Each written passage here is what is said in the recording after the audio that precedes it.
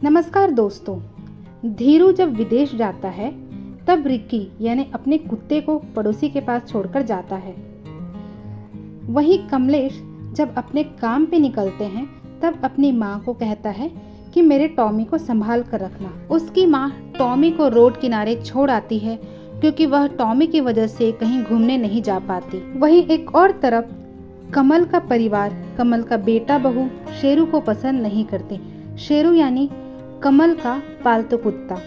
कमल का बहू उस शेरू को घर के बाहर निकाल देती है क्योंकि जब उसके दोस्त पार्टी करने आते हैं तब वह शेरू अपने दोस्तों पे बहुत भौंकता है। कमलेश, धीरू और कमल तीनों शहर के सबसे अमीर आदमी होते हैं और तीनों का पालतू कुत्ता टॉमी, रिक्की और शेरू होता है।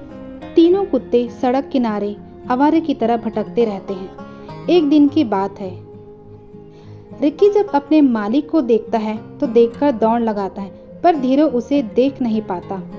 धीरू शहर से वापस लौट अपने पड़ोसियों से अपने कुत्ता को मांगते हैं, पर उसके पड़ोसी उसे मर गया समझकर झुठला देते हैं। धीरू बहुत ही मायूस और परेशान हो जाता है। वही कमलेश जब अपने घर काम से लौटता है तब वह देखता है कि टॉमी उसके घर पर नहीं है। उसकी माँ से पूछने पर वह कहती है कि टॉमी घर से भाग गया, पर कमलेश उसे दर बदर ढूंढता फिरता है। वहीं जब कमल को भी यह बात मालूम पड़ता है कि उसकी बहू ने शेरू को घर से निकाल दिया है, तब वह पुलिस में जाकर कंप्लेन करते हैं। पर तीनों मालिक अपने कुत्ते को ढूंढते ही रह जाते हैं, पर तीनों कुत्ता कहीं भी नहीं मिल पाता। टॉमी, शेरू और रिक्की कुछ दिनों बाद एक दूसरे से मिलते हैं और एक दूसरे से अपनी दुख भरी कहानी बताते हैं। तीनों अच्छे दोस्त बन जाते हैं, पर अंदर से दुखी और टूटा हुआ महसूस करते हैं। तभी भोला पास के ठेले में चाय पी रहा होता है और तीनों कुत्तों को एक साथ देखता है और कहता है, अच्छा तो तुम तीनों यहाँ बड़े मजे से बैठे हो। चलो दोस्तों, आज तो काफी देर हो गई है, जब तक कुछ खा लो, मैं कल सुबह तुम्हें आकर कल्याण संस्था छोड़ कर आऊँगा। मैं वही तुम लोगों का देखभाल करूँगा और इलाज भी करवाऊँगा।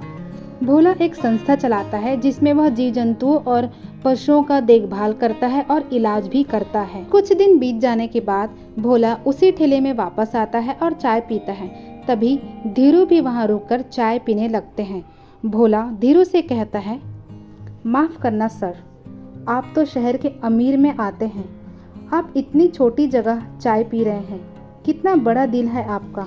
धीरू कहते हैं, ऐसा कुछ नहीं है, मुझे बस थोड़ी सी शांति चाहिए थी, ये जगह मुझे खाली दिखी तो मैं बस रुक गया। भोला के पूछने पर धीरू बताते हैं कि मेरा कुत्ता इस दुनिया में नहीं रहा, इसलिए मेरा मन टूट चुका है। भोला अपना कार्ड निकालता है और कहता है, सर मैं आपका दुख समझ सकता हूँ और जब भी आपको लगे आप मेरी मदद कर सकते हैं।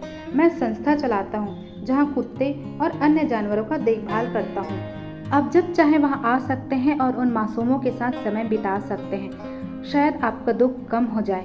धीरू ठीक है कहते हैं और उसका कार्ड लेकर वहाँ से निकल जाते हैं। कुछ महीनों बाद जब धीरू को बिजनेस में बड़ा मुनाफा होता है तब उसे याद आता है कि क्यों ना मैं उस लड़के का कुछ मदद कर दूं। धीरू भोला का संस्था पहुँचते हैं और भोला उसे अपनी सारी जगह अच्छे से घुमाता है। वहीं एक किनारे पर रिक्की बैठा होता है। अचानक धीरू को वहाँ देख वह तेज दौड़ता है और उससे गले लगा लेता है। धीरू वहीं रो पड़ता है और कहता है, भोला यह तो मेरा रिक्की है, इसका मतलब मेरा पड़ोसी मुझसे झूठ कह रहे थे, मेरा रिक्की जिंदा है भोला। धीरू अपने रिक्की को बड़ी खुशी खुशी अपने घर वापस लेकर जाते हैं। कमल पिछले 2 महीने से अपने शेरू को ढूंढ रहे होते हैं और हर जगह पर उसकी फोटो के साथ पोस्टर लगवा देते हैं। तभी उसी ठेले पर भोला देखता है तो समझ जाता है ऐसा ही कुत्ता मेरे संस्था में है। वह कमल को फोन करके बुलाता है, पर कमल उसकी बातों पर भरोसा नहीं करते। वो कहते हैं, हाँ अब तुम भी झूठ बोल लो, पिछले कुछ दिनों से मुझे ऐसे ही कॉल आ रहे हैं, सिर्फ पैसों के लिए तुम लोग और कितना गिरोगे। भोला बिना कुछ सोचे फोन काट देता है और अगली सुबह शेरू को लेकर उसके घर के सामने जा खड़ा होता है। कमल अपने शेरू से मिलकर बहुत खुश होते हैं और बहुत ही ज्यादा रोने लगते हैं और भोला का शुक्रिया अदा कर उसे भारी रकम उसके संस्था के लिए देते हैं। भोला कुछ दिनों बाद अपनी मीटिंग पूरी करके फ्लाइट से वापस आ रहे होते हैं और उसी की बगल वाली सीट में कमलेश बैठा होता है। भोला कहता है, सर आपसे मिलकर खुशी हुई, आप शहर के अमीरों में आते हैं। कमलेश उसे थैंक यू कहता है और कहता है, बताओ ऐसी क्या खास बात है तुम्हारी संस्था में। भोला कमलेश को तरह तरह की बातें बताने लगते हैं। तभी कहता है, सर मेरे संस्था में 2 कुत्ते हैं जो अपने मालिक से मिल चुके हैं। उसके बाद में से एक और कुत्ता है जो बेचारा अपने साथियों के बिछड़ने से दुखी रहता है। वह कुछ खाता पीता तो नहीं है, पर उस दिन जब मैं सेब खा रहा था तो वो मेरे हाथ से छीनकर खाने लगा। कमलेश कहता है, ये फोटो देखो और बताओ क्या ये वही कुत्ता है। भोला और कमलेश सीधा उसके संस्था पहुंचते हैं और वह अपने टॉमी से मिलता है।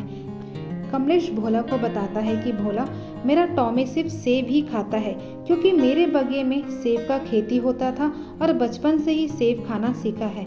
जब तुमने बताया मैं तभी समझ गया था कि मेरा टॉमी ही ऐसा कर सकता है। तीनों मालिक अपने अपने कुत्ते से मिलकर बहुत खुश होते हैं। भोला का संस्था देश का सबसे बड़ा संस्था में गिना जाता है। उसे तीनों अमीरों से अच्छी खासी डोनेशन मिलता है। तो दोस्तों, हम इस कहानी में सीखते हैं कि अगर हम कुछ चीज़ दिल से चाहे तो वो हमें कैसे भी करके मिल जाता है। एक दूसरे का भलाई करने से हमारे साथ भी अच्छा होता है। स्वस्थ रहे, मस्त रहे और सबको साथ लेकर चलिए। Thank you so much for watching me.